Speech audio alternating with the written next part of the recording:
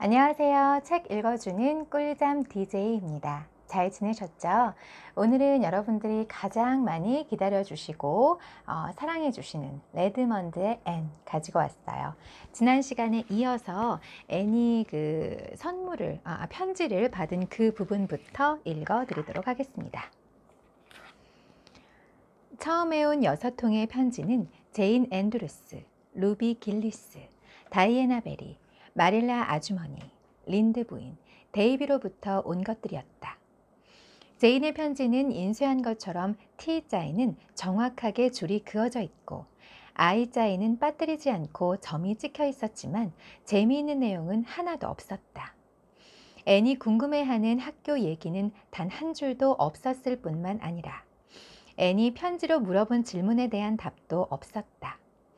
그 대신 최근에 얼마나 길게 레이스를 떴는지, 에이버니의 날씨가 어떻다느니, 새 드레스를 어떻게 만들 거라느니, 두통이 날 때는 어떻다느니 하는 이야기만 잔뜩 쓰여 있었다.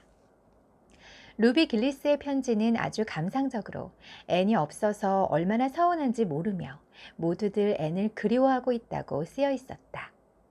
그리고 레드먼드의 남자들은 어떠냐는 질문도 빠지지 않았다. 그 밖에는 온통 자신을 따라다니는 숱한 남자들과 사귀는 것이 얼마나 힘든 일인지에 대해 자랑 아닌 자랑을 늘어놓고 있었다. 정말 어리석은 데다가 별 내용도 없었기 때문에 추심만 없었다면 그냥 웃고 넘어갔을 편지였다. 길버트가 보낸 편지를 보니까 레드먼드에서 꽤 잘 지내고 있는 것 같더라. 찰리는 별로 그런 것 같지 않았지만. 그러니까 길버트가 루비에게 편지를 보냈단 말이지? 그래, 잘했어. 편지 쓰면 안 되는 이유는 없으니까. 그래도 그렇지. 길버트가 루비한테 편지를 보냈다고 앤이 아주 이글이글 질투에 불타오르네요. 그쵸? 앤은 루비가 먼저 편지를 보내서 길버트가 그저 예의로 답장을 보내준 것이라는 걸 알지 못했다. 앤은 루비의 편지를 경멸하듯 옆으로 집어 던졌다. 그러나 다이애나의 다정한 편지 덕에 루비의 추신이 준 충격에서 간신히 벗어날 수 있었다. 다이애나의 편지는 흥미로운 일들이 가득 적혀 있었다. 프레드라는 이름이 지나치게 많이 나온 것만 빼고는. 편지를 읽고 있는 동안 마치 에이버니로 되돌아간 듯한 느낌이 들었다. 마릴라의 편지는 동네의 소문이라든가 감상적인 내용과는 거리가 먼 딱딱하고 무미건조한 내용뿐이었다. 하지만 앤의 마음을 편안하게 만들어주는 그런 힘이 있었다. 초록지붕 집에 변하지 않는 소박한 생활을 고스란히 글로 옮기고 있었으며 앤에 대한 변함없는 사랑이 그대로 전해지는 것만 같았다. 린드 부인의 편지는 교회에 대한 내용으로 가득 차 있었다. 집안일에서 해방된 린드 부인은 예전보다 더욱 교회 일에 열중해 있었다. 린드 부인은 목사 자리가 비어있는 에이버니의 교회에 자격 없는 목사 후보자들만 온다고 분개하고 있었다. 요즘은 바보들만 목사를 하겠다는 건 아닌지 정말 의심스러울 정도란다. 어쩌면 그렇게 한결같이 그런 사람들만 목사 후보자로 오는지 모르겠다. 그 사람들 설교는 진짜 끔찍하다니까.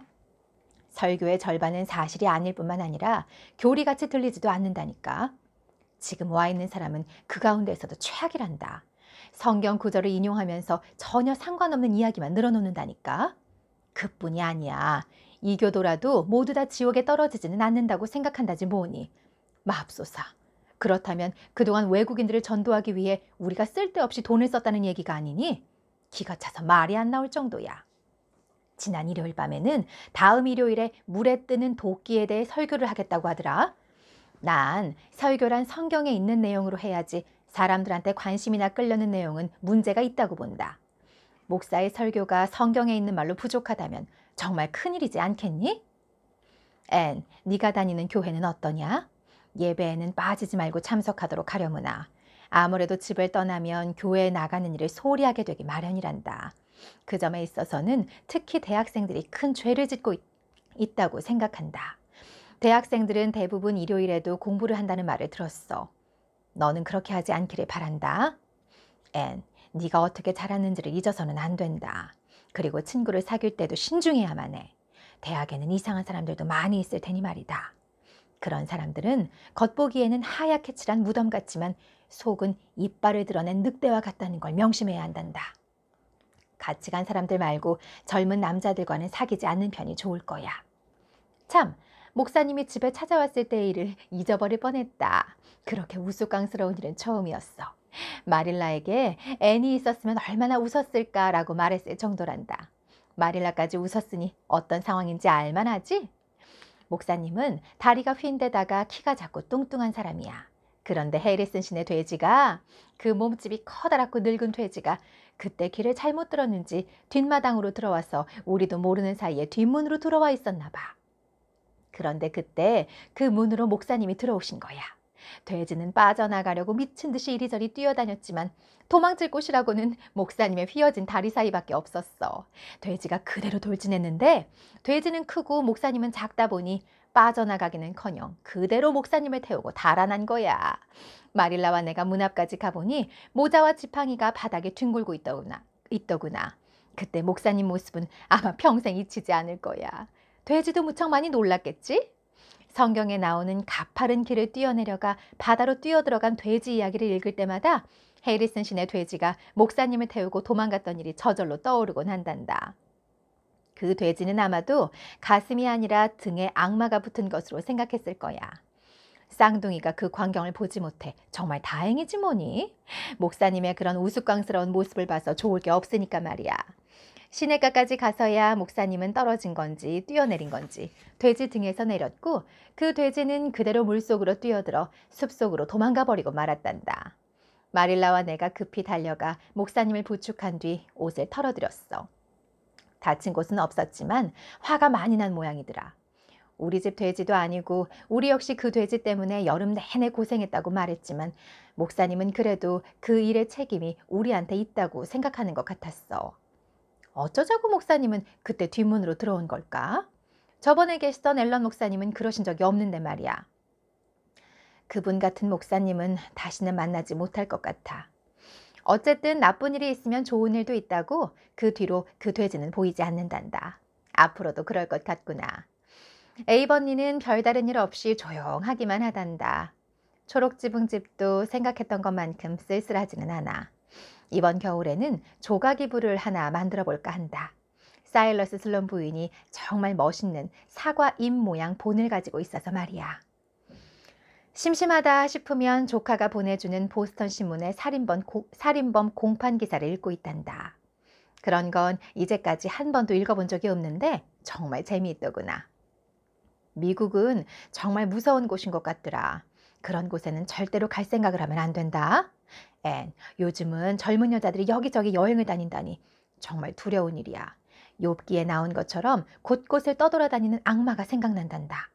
하느님께서는 여자들이 돌아다니는 것을 바라지 않으실 거라고 생각한다. 네가 가고 난 뒤로 데이비는 정말 착하게 지내고 있어. 저번에 무슨 잘못을 해서 마릴라가 하루 종일 도라의 앞치마를 입고 있게 했더니 그걸 갈기갈기 찢어버린 적이 있어. 그래서 내가 엉덩이를 한 대 때려줬더니 이번에는 내가 키우는 수탉을 쫓아다녀 죽게 만들어버렸지 뭐니. 맥퍼슨 가족이 내가 살던 집으로 이사를 왔단다. 맥퍼슨 부인은 아주 살림을 잘하는 사람인데 정원에 잡초가 너무 많다면서 백합까지 모두 뽑아버렸지 뭐냐. 그 꽃은 우리가 결혼했을 때 토머스가 심었던 건데 말이야. 맥퍼슨은 괜찮은 사람인 것 같지만 부인이라는 사람은 좀 그렇더구나. 너무 공부만 하지는 마라. 날씨가 추워지면 바로 내복을 입도록 하고. 마릴라가 하도 네 걱정을 하기에 앤도 이제는 예전보다 분별력이 생겼으니 걱정하지 말라고 말해줬단다. 린드 아주머니 또 이렇게 편지를 아주 그냥 꼼꼼하게 에이번리에서 일어난 여러 가지 사건들을 아주 상세하게 정성껏 적은 그 편지를 보니까 또 좋은 분 같아요. 그쵸? 린드 아주머니가 오즈라퍼에다가 또 남 이야기를 조금 함부로 하고 좀 이렇게 쉽게 내뱉는 경향이 있긴 하시지만 또 앤이랑 함께한 세월이 있고 또 앤의 진심을 아시니까 또 정말 마음으로 걱정해 주시는 그런 분인 것 같아요. 거기다 우리 앤은 정말 행복할 것 같아요. 왜냐하면 이렇게 멀리 공부를 하러 가서도 너무나 사랑하는 마릴라 아주머니, 린드 부인, 뭐 데이비, 그리고 다이애나 베리, 그 외에 뭐 좋아하지는 않지만 루비라는 친구까지 자기를 생각해서 이렇게 자세히 상세히 편지를 써서 보내주는 친구들이 있으니까 행복한 삶을 살고 있는 것 같습니다. 그 다음 또 읽어드릴게요. 6. 공원에서. 얘들아, 오늘은 뭐 할 거니? 토요일 오후, 필리파가 앤의 방에 들어오면서 물었다. 공원으로 산책 가려고. 블라우스 만들던 거 끝내야 하는데 집에 있기에는 너무 아까운 날씨잖아. 이런 날은 공기 속에 있는 무언가가 내 속으로 들어와 마음을 들뜨게 하는 것 같아. 손가락들이 제멋대로 움직여서 바느질이 엉망이 되고 말 거야. 그래서 우리는 공원의 소나무 아래로 가기로 한 거지. 그 우리의 너랑 프리실라 말고 다른 사람도 있는 거야? 그래, 길버트하고 찰리도 같이 가기로 했어. 너도 같이 가면 좋겠다. 필리파가 우울한 목소리로 말했다. 하지만 내가 같이 가봐야 들러리 신세밖에 되지 않을 거 아니야. 필리파 고든으로서는 새로운 경험이 되겠구나. 괜찮아. 새로운 경험은 시야를 넓게 해줄 거야. 같이 가자. 언제나 들러리만 하는 불쌍한 사람들의 심정을 한 번쯤 느껴보는 것도 좋을 거야. 그런데 늘 쫓아다니던 사람들은 다 어디 갔어? 오늘은 왠지 그 사람들이 다 지겨워져서 시달리고 싶지 않아. 그냥 좀 우울해. 심각한 정도는 아니고 약간. 지난주에 알렉과 알론조한테 편지를 썼어. 편지를 봉투에 넣고 주소를 쓰고는 붙이지는 않았지. 그런데 그날 밤에 굉장히 재미있는 일이 있었거든. 알론조는 몰라도 알렉이라면 재미있어 할 만한 일이었어. 그래서 급히 봉투에서 편지를 꺼내 그 이야기를 덧붙여 쓰고는 두 통 모두 붙였어. 오늘 아침 알론조한테서 답장이 왔는데 세상에나 내가 그만 그 이야기를 알론조한테 보낼 편지에 썼던 거야. 그래서 알론조는 굉장히 화가 난 모양이야. 물론 금세 풀리겠지만 화가 풀리지 않아도 할 수 없는 일이고. 하지만 그 덕에 오늘 기분은 완전히 망치고 말았어. 그래서 너희들을 만나면 기분이 좋아질 거라고 생각했어. 이제 축구 시즌이 시작되면 토요일에도 시간이 없을 거야. 난 축구를 아주 좋아하거든. 시합을 보러 갈 때 입고 가려고 엄청나게 화려한 모자랑 줄무늬가 들어간 스웨터를 샀어. 멀찍이 떨어져서 보면 이발소 표지판이 걸어다니는 것처럼 보일 거야. 참, 너의 길버트가 1학년 축구부 주장이 된 거 알고 있니, 앤? 갑자기 화가 난 듯한 앤을 대신해서 프리실라가 대답했다. 알아, 어젯밤에 들었어. 길버트하고 찰리가 왔었거든. 두 사람이 오기 전에 우리는 열심히 에다의 쿠션들을 손에 닿지 않는 곳이나 안 보이는 곳으로 치웠어. 자수가 세밀하게 놓인 쿠션은 원래 놓여있던 의자 뒤쪽에 떨어뜨려 놓았지. 그 정도면 안전할 거라고 생각했거든. 그런데 어떻게 됐는지 알아? 찰리 슬론이 그 의자로 가더니 뒤에 떨어져 있는 쿠션을 보고는 조심스럽게 집어 올려서는 저녁 내내 깔고 앉아 있었다니까. 쿠션이 얼마나 찌그러졌던지. 불쌍한 에다가 오늘 아침에 여전히 웃으면서도 왠지 비난하는 듯한 목소리로 왜 그 위에 앉게 놔두었냐고 나한테 묻더라. 하지만 그 쿠션의 운명이 원래 그렇게 정해져 있었고 거기에 슬론 감은 사람들 특유의 둔감함까지 더해졌으니 어쩔 수 없었다고 말할 수밖에. 앤이 덧붙였다. 정말 에다가 쿠션을 늘어놓는데 못 말리겠어. 지난주에도 2개나 새로 술을 놓고 속을 채워놓는데 정말 목숨을 건 것 같더라니까. 이제 더 이상 쿠션을 놓을 데도 없는데 말이야. 결국에는 층계참에 새로 만든 쿠션들을 세워놓았는데 어느새 굴러떨어져서 어두울 때 계단을 올라가다 보면 자꾸 발에 걸리지 뭐야. 지난 일요일에 데이비드 박사님이 바다에서 위험에 마주친 사람들을 위해 기도를 올리실 때 난 마음속으로 빌었어. 무식할 정도로 집안에 쿠션을 놓고 사는 사람들을 위해 기도합니다 라고. 자, 이제 준비 끝났다. 저기 남자아이들도 올드 세인트 존 묘지를 지나오고 있고. 넌 어떻게 할래, 필? 같이 갈래? 프리실라와 찰리가 함께 걷는 거라면 들러리가 되어도 상관없을 것 같아. 앤, 너의 길버트는 정말 멋있는 사람이야. 그런데 왜 항상 눈이 튀어나온 저 친구하고만 다니는 걸까? 앤의 얼굴이 다시 굳어졌다. 찰리 슬론을 그다지 좋아하지는 않지만 같은 에이버니 사람이 다른 사람들에게 웃음거리가 되는 것은 참을 수가 없었다. 찰리와 길버트는 오래된 친구 사이야. 찰리는 괜찮은 애고 눈 때문에 놀림당해야 할 이유는 없어. 눈이 튀어나온 게 그의 잘못은 아니니까. 앤이 차가운 목소리로 말했다. 말도 안 돼. 저 애는 틀림없이 전생에 죄를 지어서 그런 눈을 가지고 태어난 거야. 오늘 오후에 프리실라와 함께 놀려줄 생각인걸? 대놓고 놀려도 저 애는 아마 모를 거야. 앤이 못 말리는 피자매라고 부르는 프리실라와 필리파는 아기는 없었지만 짓궂은 그 계획을 실행에 옮겼다. 하지만 슬로는 아무것도 모른 채 들떠 있었다. 멋진 여학생들과 함께. 특히 신입생들 가운데 최고로 아름답고 매력적인 필리파 고든과 함께 걷고 있다는 사실에 우쭐한 기분이었다. 이걸 보면 앤도 틀림없이 뭔가 느끼는 게 있을 거라고 생각했다. 앤도 이제는 자신의 진정한 가치를 알아주는 사람이 있다는 것을 알게 될 거라고. 길버트와 앤은 다른 사람들과 약간 떨어진 채 걷고 있었다. 가을 오후의 아름다움과 고요함을 즐기며 공원의 소나무 아래를 거닐고 있었다.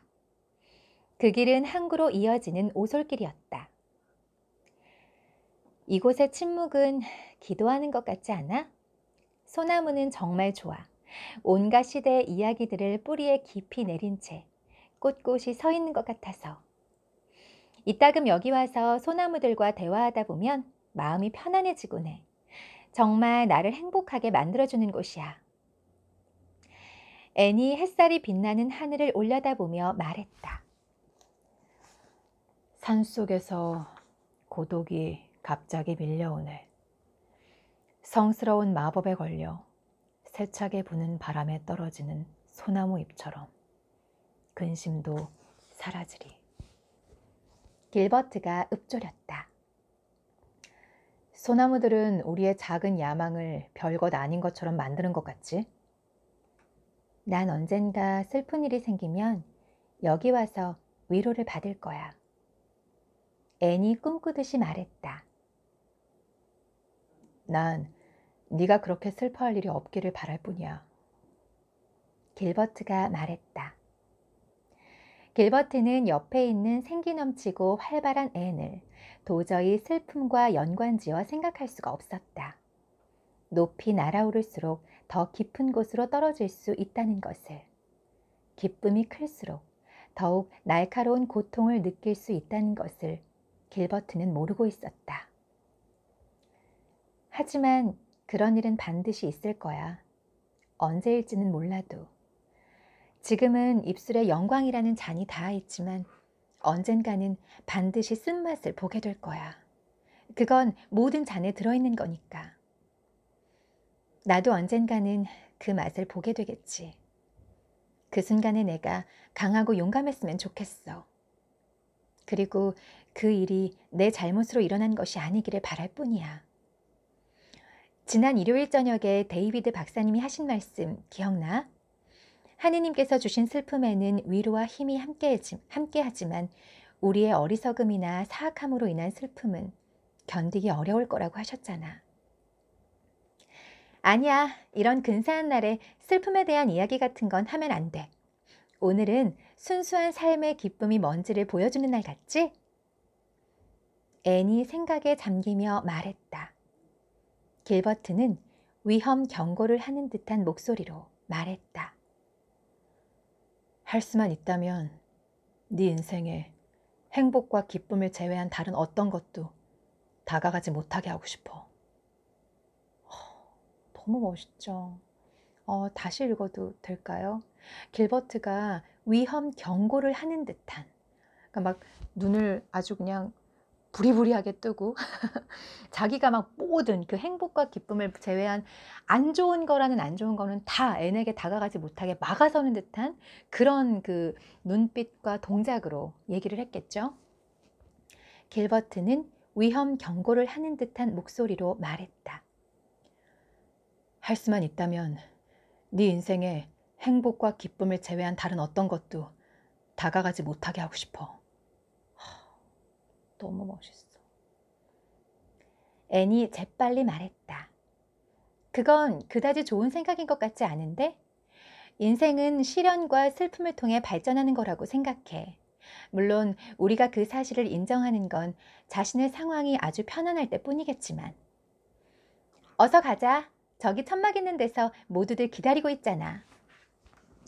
아니 근데 애는 굉장히 감성적이잖아요. 그쵸? 감성적이고 막 망상 좋아하고 로맨틱하고 막 스윗한 거 이런 거 되게 좋아하는데, 아니 길버트가 이렇게 로맨틱한 이렇게 스윗한 발언을 했는데 이걸 듣고 이걸 이렇게 다큐로 받을 수 있나요? 인생에 그렇게 다 좋은 것만 있을 수는 없어. 어떻게 이렇게 대답을 할 수가 있지? 막 길버트 막 이렇게 해야 되는 거 아닌가? 아무튼 길버트 멋있어요.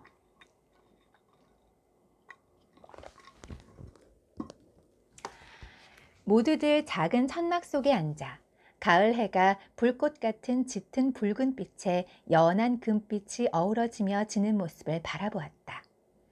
왼쪽으로 킹스포트의 집과 탑들이 짙은 보랏빛 노을에 어슴푸레하게 내려다 보이고 있었다. 오른쪽으로 보이는 항구는 해가 점점 기울어지면서 따라가 뭐죠?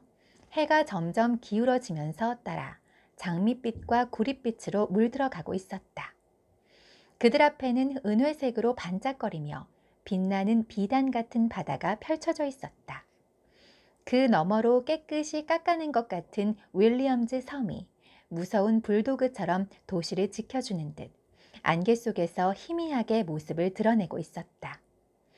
안개 속에서 등대불은 불길한 별처럼 깜빡거리고 있었고 저 멀리 수평선 너머로 다른 불빛이 응답하고 있었다. 이렇게 강렬한 곳을 본 적이 있니? 특별히 윌리엄즈 섬을 원하는 건 아니야. 갖고 싶다고 해서 가질 수 있는 것도 아니지만. 저쪽 요새 꼭대기에 꽂혀있는 깃발 옆에 서 있는 보초병을 좀 봐. 연애 소설에 나오는 사람 같이 보이지 않니? 필리파가 물었다. 연애 소설이라니까 생각났는데 히스꽃을 하나도 찾지 못했어. 철이 지났나 봐. 프리실라가 말했다. 그러자 앤이 소리쳤다. 히스꽃 말이야? 그건 아메리카 대륙에서는 자라지 않잖아. 필리파가 대답했다. 아메리카 대륙에서도 히스꽃이 자라는 데가 두 군데 있어. 한 곳은 이 공원이고 나머지 한 곳은 노바스코샤의 어디라고 했는데 지금은 기억이 안 난다. 유명한 스코틀랜드 연대 검은 경비대가 언젠가 여기서 1년 동안 야영을 했는데 봄에 병사들이 침대에 깔았던 볏짚을 털었을 때 히스꽃씨가 몇 알 떨어져서 이곳에 뿌리를 내린 거래. 정말 근사하다. 앤이 황홀해하며 말했다. 아니 히스꽃에도 이렇게 황홀해하는 앤이 길버트에게는 이렇게 감동을 안 하죠. 그쵸? 내가 너무 길버트에 몰입을 하나? 길버트가 제안했다. 스포퍼드 가를 지나 돌아가자. 부유한 상류층의 멋진 저택을 볼 수 있을 거야. 스포퍼드 가는 킹스포트의 고급 저택은 모두 몰려있는 곳이니까. 백만장자가 아니면 이곳에는 집을 짓지 못한다지. 필리파가 말했다. 그건 그래. 앤, 백만장자가 지은 집은 아니지만 너한테 보여주고 싶은 예쁜 집이 있어. 공원을 지나면 바로 나오는 집인데 스포퍼트가가 개발되기 전부터 있던 집이 분명해. 처음부터 있었으니까 새로 지은 게 아닐 거야. 그 거리에 있는 다른 집들은 관심 없어. 전부 새로 지었을 뿐 너무 평범한걸? 하지만 그 작은 집은 꿈속의 집 같아. 이름도 그렇고. 직접 볼 때까지 말하지 말아야지. 공원에서 소나무가 울창한 언덕으로 올라갔을 때 그 집이 나타났다. 언덕 위에서 그 스포퍼드가는 평범한 거리로밖에 보이지 않았다. 그곳에 작은 하얀 목조 저택이 양옆에 서 있는 소나무 사이에 세워져 있었다. 낮은 지붕을 감싸듯 소나무 가지가 드리워져 있고 붉은 빛과 금빛의 담쟁이 덩굴 사이로 초록색 덧문이 보였다. 집 앞에는 낮은 돌담으로 둘러싸인 작은 정원이 있었다. 10월인데도 그 정원은 여전히 아름답게 가꾸어져 있었다. 산사나무, 철쭉, 레몬 버베나, 뜰랭이, 피투니아, 금잔화, 국화 같은 요즘은 잘 심지 않는 꽃과 관목들이 심어져 있었다. 이렇게 예쁜 집은 처음 봐. 예전에 느꼈던 기쁨과 소망이 고스란히 되살아나는 것 같아. 라벤더 아주머니의 메아리 오두막집보다 훨씬 고풍스러우면서도 아름다운걸? 앤이 기뻐하며 말했다. 특별히 보여주고 싶었던 건 여기 이름이야. 여기 봐. 대문 위에 하얀 글씨로 패티의 집이라고 쓰여 있지? 너무 멋있지 않니? 파인허스트 저택, 엘름 월드 저택, 시더 크로프드 저택 같은 이름들이 즐비한 이곳에 패티의 집이라니. 너무 마음에 들어. 필리파가 말했다. 패티란 사람에 대해 아는 거 있어? 프리실라가 물었다. 내가 아는 바로는 이 집에 살고 있는 노부인의 이름이 패티 스포퍼트야. 지금 조카딸하고 살고 있대. 한 100년쯤 살지 않았을까? 더 오래됐을 수도, 아닐 수도 있겠지. 앤, 과장이라는 건 단순히 시적 환상에 비하게 지나지 않아. 부자들이 이 땅을 사려고 여러 번 시도를 했나 보더라. 지금은 상당한 가치가 있으니까. 하지만 패티는 절대로 팔지 않으려고 했대. 집 뒤에는 뒷마당 대신에 사과나무 밭이 있어. 조금만 더 가면 보인단다. 스포퍼드가의 진짜 사과나무 밭이라니. 오늘 밤 꿈에 패티의 집이 나올 것 같아. 마치 내가 이 집에 살고 있는 사람 같은 생각이 들어. 언젠가 이 집 안에 들어가 볼 수 있을까? 앤이 꿈꾸듯 말했다. 그런 일은 없을 것 같은데? 프리실라가 대답했다. 앤은 입가에 야릇한 미소가 떠올랐다. 그래, 그럴지도 모르지. 하지만 왠지 들어갈 수 있을 것 같은 느낌이 들어. 오싹하면서도 몸이 근질거리는 것 같은 이상한 기분. 예감이라고 해도 좋아. 패티의 집과 내가 앞으로 친해질 것만 같아. 아, 너무 재밌다. 그쵸? 사실 이 책은 제가 읽은 지가 되게 오래돼서 지금 거의 새로 읽는 듯한 느낌이에요. 그래서 지금 이 대사가 굉장히 많이 나오는 챕터들이 많아서 이게 누구 대사지? 막 눈은 바쁘게 그 뒤를 읽으면서 이게 누구 대사인지 파악하고 그 목소리로 읽고 하느라고 좀 정신이 없기는 한데 여전히 다시 읽어도 길버트는 정말 멋있는 것 같아요. 이 소설에서 이 등장인물들을 만났을 때 영화에서보다 좀 더 우리가 상상하고 또 머릿속으로 그려볼 수 있는 그 여지가 더 있잖아요. 그래서 길버트가 아마 더 멋있게 느껴지는지도 모르겠어요. 그 앤에게 그 어떠한 슬픔이나 안 좋은 일이 다가가지 못하게 하려고 정말 위험 경고를 보내듯이 앤에게 말할 때의 그 길버트의 모습, 그 강렬한 눈빛과 사랑에 빠진 그 모습과 앤을 그 지켜주겠다는 그 강한 의지가 담긴 어떤 동작들, 힘 있는 말투. 길버트는 그리고 왠지 키가 클 것 같아. 여기 키가 크다고 나오기도 하죠. 맞다. 키가 큰 그 길버트, 넓은 어깨, 그리고 뭔가 머리도 되게 머릿결이 좋을 것 같아. 미쳤나 봐요. 아무튼 이 영화에 나오는 이 배역들은 아무래도 그 배역이 주는 모습들이 있잖아요. 그러니까 한계가 있잖아요. 제가 그 넷플릭스에 나오는 그 빨간 머리 앤을 봤는데 사실 앤은 캐스팅이 되게 잘 된 것 같아요. 그 모습들이 굉장히 빼어난 그 미인은 아니지만 앤이 가진 그런 어떤 영민함과 엉뚱함들과 이런 것들이 잘 그 캐릭터에 녹아들었던 것 같은데 마릴라 아주머니랑 매튜 아저씨하고 린드 아주머니 이런 그 주변 인물들은 제가 다 보지는 않았어요. 그래서 다른 분들은 잘 모르겠는데 다이애나 베리도 그렇게 우리가 생각했던 제 머릿속에 그렸었던 이미지하고는 굉장히 다르더라고요. 그래서 조금 캐스팅이 좀 나는 그런데? 라는 생각을 하면서 제가 한 1, 2, 3회까지 봤던 기억이 있거든요. 그래서 그 영화에서 길버트가 어떤 모습으로 나왔는지는 모르겠어요. 근데 어쨌든 오히려 제가 안 봤기 때문에 제 머릿속에서 지금 길버트는 너무 멋있어. 거의 지금 막 너무 멋있는 사람이야. 그래서 이 책을 읽으면서 지금 제가 읽었던 그 부분에 나오는 그 길버트의 모습이 저는 너무 멋있네요. 읽으면서 제가 막 설렐 정도로. 원래 제가 이런 사랑 이야기를 굉장히 좋아해요. 영화도 오로지 무조건 온리 로맨틱 영화만 보는데 아무튼 너무 멋있었습니다. 그리고 이번에는 또 챕터 7 귀향 읽어 드릴게요. 레드먼드에서의 처음 3주일은 무척이나 길게 느껴졌지만 그 다음부터는 한 학기가 바람에 날개가 돋은 듯 지나가 버렸다. 그 사실을 미처 깨닫기도 전에 학생들은 크리스마스 시험 공부를 하느라 정신이 없었다. 1학년 수석의 영애는 앤과 길버트, 필리파 사이를 왔다 갔다 하고 있었다. 프리실라도 성적이 좋았다. 찰리 슬로는 간신히 유급을 면할 정도였지만 전 과목 수석이라도 한 듯 자랑스러워했다. 내일 이 시간이면 초록지붕집에 있을 거라고 생각하니 믿어지지가 않지만 틀림없이 돌아가 있겠지. 필, 너도 볼링브록에서 알렉과 알론조를 만나게 되겠구나? 출발 전날 밤 앤이 말했다.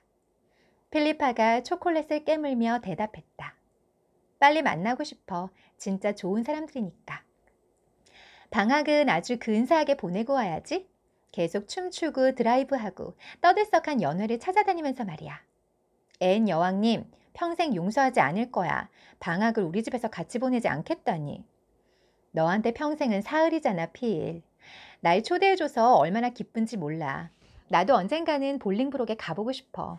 하지만 이번에는 안 돼. 꼭 집에 가야 하거든. 내가 얼마나 집에 가고 싶어 하는지 넌 모를 거야. 필이 경멸하듯 대답했다. 가봐야 할 일이 별로 없잖아. 바느질 모임이나 한두 번 있을까? 늙은 수다쟁이들이 내 뒤에서 험담이나 늘어놓을 텐데 넌 틀림없이 지루해서 죽고 싶어질 거야. 에이버니에서 말이야? 앤이 우습다는 듯 물었다. 그래, 나하고 같이 가면 정말 멋진 시간을 보낼 수 있을 텐데. 볼링브록이 전부 너한테 열광할 거야. 앤 여왕님, 네 머리 모양이나 우아함, 네 모든 것에 말이지. 넌 정말 특별하니까 엄청난 성공을 거둘 거야. 나도 그 후광덕을 좀 볼까 했는데. 장미는 아니지만 장미 근처에 있겠다는 거지. 같이 가자, 앤. 네 말처럼 사교계에서 성공하는 그림은 정말 황홀해. 그러면 이런 그림은 어때?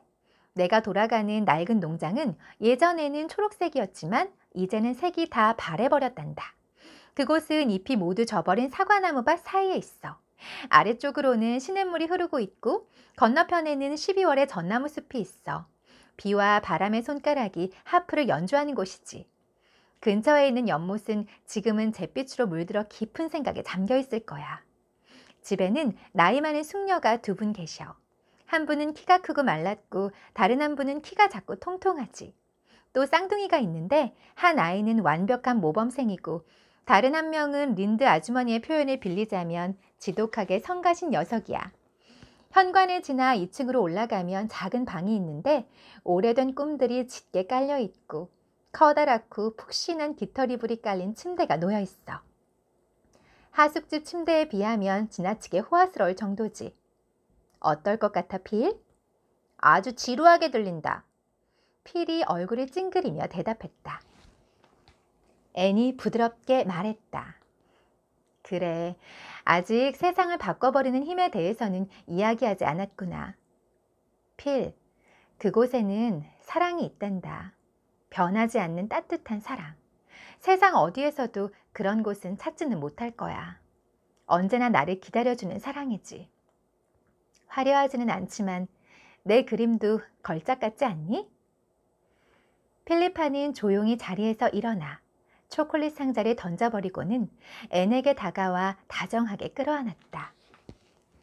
앤, 나도 너처럼 되고 싶어. 필리파가 진지한 목소리로 말했다. 다음 날 밤, 앤은 카모디역에서 마중 나온 다이애나와 만났다. 두 사람은 별이 빛나는 하늘 아래 조용히 집으로 돌아갔다.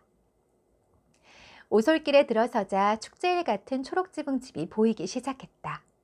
창문마다 불을 환하게 밝히고 있었고 어둠 속에서 그 불빛이 빛나는 모습은 유령의 숲을 배경으로 해서 불같은 붉은 꽃이 빛나고 있는 것 같았다.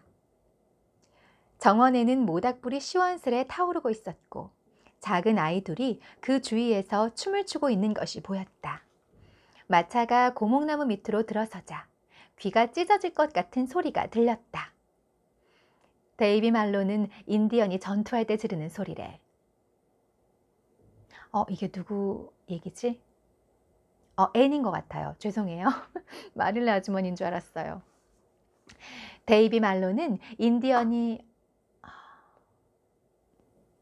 린드 아주머니인가? 이게 지금 대사가 엄청 길어가지고 누가 말했다. 이게 지금 안 보여요. 아직. 잠깐만요. 앤이네요. 앤이에요. 죄송해요. 데이비 말로는 인디언이 전투할 때 지르는 소리래. 해리슨 아저씨네 집에서 일하는 아이한테 배워가지고 와서는 널 환영할 때 하겠다고. 죄송해요. 이게 누구인지를 모르겠네. 데이비 말로는 인디언이 전투할 때 지르는 소리래. 해리슨 아저씨네 집에서 죄송해요. 다이애나네요. 이게 누가 말했는지가 안 나와가지고 정말 죄송합니다. 저 이거 편집도 잘 못하는데. 데이비 말로는 인디언이 전투할 때 지르는 소리래. 해리슨 아저씨네 집에서 일하는 아이한테 배워가지고 와서는 널 환영할 때 하겠다고 매일 연습했어. 린드 아주머니는 저 소리 때문에 신경이 모두 달아버리는 것 같다고 투덜거리셨단다. 데이비가 매일 아주머니 뒤로 몰래 다가가서는 소리 지르고 도망치곤 했거든. 더군다나 널 위해서 모닥불을 피워야 한다고 난리였어. 2주일 동안 마른 나뭇가지를 잔뜩 모아서 쌓아놓더니 불을 붙이기 전에 석유를 부어달라고 마릴라 아주머니를 졸랐다니까. 냄새가 나는 걸 보니 허락을 받았나 보다. 그랬다가는 모두들 날아갈지도 모른다고 린드 아주머니가 끝까지 반대하셨는데도 말이야. 앤이 마차에서 내리자마자 데이비가 달려와 무릎에 달라붙었고 도라마저도 손에 매달렸다. 정말 멋진 모닥불이지 누나. 어떻게 불 살리는지 보여줄게. 저 불꽃 좀 보라니까. 내가 피운 거야. 누나가 집에 온다니까 너무 기뻐서 말이야. 그때 부엌문이 열리면서 집안에 불빛을 등진 채 마릴라의 여인 모습이 드러났다. 마릴라는 불빛이 없는 곳에서 앤을 만나고 싶었다. 너무 반가워서 울음을 터뜨리게 될까봐 두려웠기 때문이다. 엄할 뿐 아니라 늘 감정을 억눌러온 마릴라는 이런 격한 감정을 보이는 것은 보기 좋지 않다고 생각했다. 마릴라 뒤에는 린드 부인이 예전처럼 친절하고 쾌활한 모습으로 서 있었다. 앤이 필에게 말했듯 언제나 기다리고 있는 변함없는 사랑이 축복과 따스함으로 앤을 안아주었다. 오래된 인연, 오랜 친구, 변함없는 초록지붕 집과 비교할 수 있는 건 세상에 없었다. 오늘은 감동이네요. 모든 게.